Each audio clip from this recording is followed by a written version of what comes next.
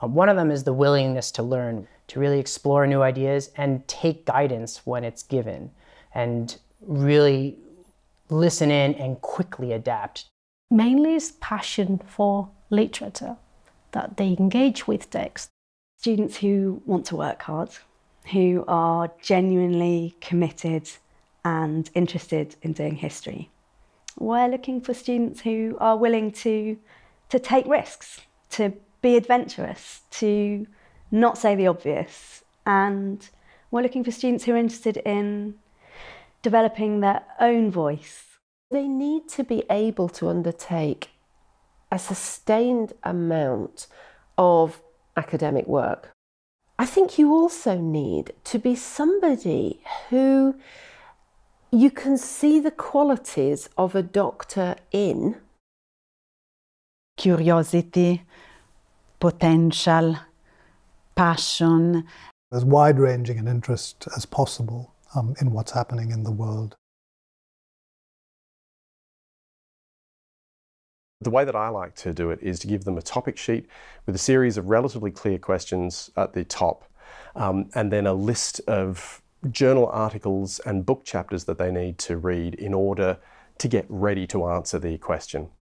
Well, typically in modern languages, we work with one text, one literary text, that's prose or poetry, or it could also be a film, over 2 weeks. So over these 2 weeks, either in a seminar or a tutorial setting, we will discuss first orally the text, and then we will have typically an essay. The whole week's work is organised around an essay which the student writes, and we would sit down at the beginning of term and talk about the kinds of things they're interested in and design the work of the term around that. And I would then give them a reading list for one of those topics each week, and that would include things which were introductory, ways into a new topic, but also brand new pieces of evidence that have just been discovered or debates that are exciting and current. And the student would then spend probably about 2/3 of the week reading for that, listening to lectures, going to lectures that are related to that topic, and perhaps 1/3 of the week writing their essay. And they would then hand the essay in, maybe the day before.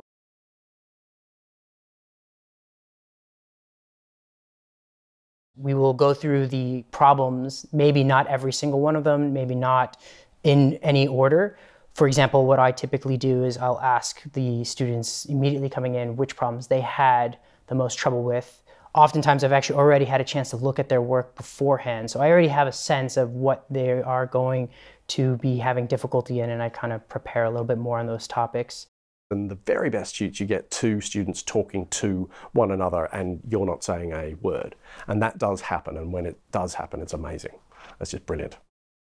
Along with literature, we also teach language and translation, more specifically translation into English and translation into Spanish or French or Italian.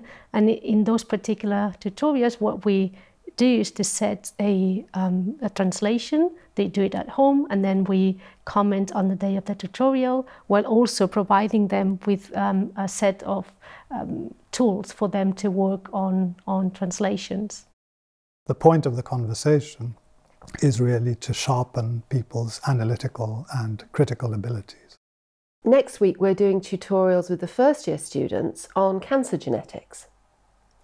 And what we're going to do in that tutorial is that we have several family trees that are ideal for teaching, and we analyse these family trees within the tutorial in terms of what the molecular mechanisms might be, what the genes might be that are mutated within these families. And then we can kind of discuss what you do for the patients.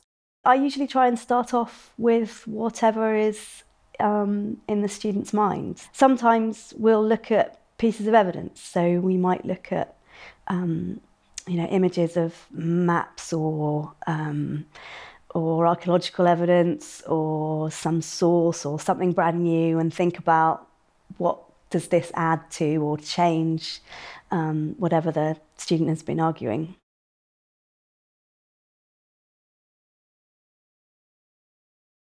I tend to ask questions, rather open-ended questions rather than specific ones. And so I let them get a chance to think about the problem and really probe the question by asking their own questions. These aren't very set, structured, quantitative answers. It's really more about how they think a problem might or a system might behave.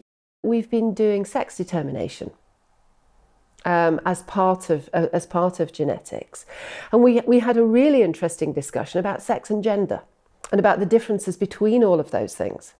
Some of the time it's by questioning them and seeing where their arguments have fallen down and then trying to challenge them to make those arguments stronger. But it's always about question and answer. Starting from the text, they zoom out and they bring their own ideas. You never know what's going to happen. You don't know where it's going to end up. What I love is when students go off that script and they just start to make connections that I haven't seen. Seeing how students make that material their own. The way they change my understanding of the text we analyze. I love the fact that they ask questions that we don't know the answer to. I enjoy the fact that there is no tutorial that is similar to the other.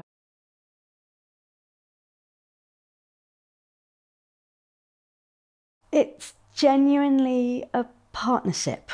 At the moment, I'm supposed to be writing about the 13th century and finishing a book chapter, but because I've been teaching early Anglo-Saxon England, I've ended up writing an article about the 6th century, and that's absolutely informed by, related to, coming out of things that I've been talking with students, both undergraduates and graduate students, really doing history, not just pretending to be historians. It's odd because sometimes their most basic questions are the ones that push me the hardest to actually have a deep understanding. It's interesting to me as an observer of politics to find out from them how they think about the political world and how their views about politics shape their own decisions. When I'm coming up with something which I feel is an answer to a problem in the scholarship, I can try it out on my students. Every single thing that I'd published, I had first tried on students in Balliol.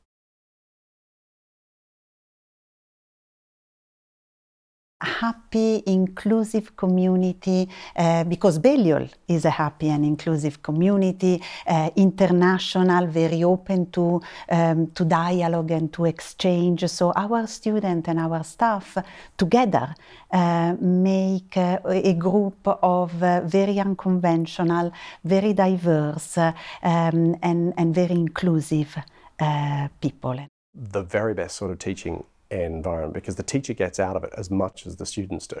It's the diversity and the quality of the people here that I really like.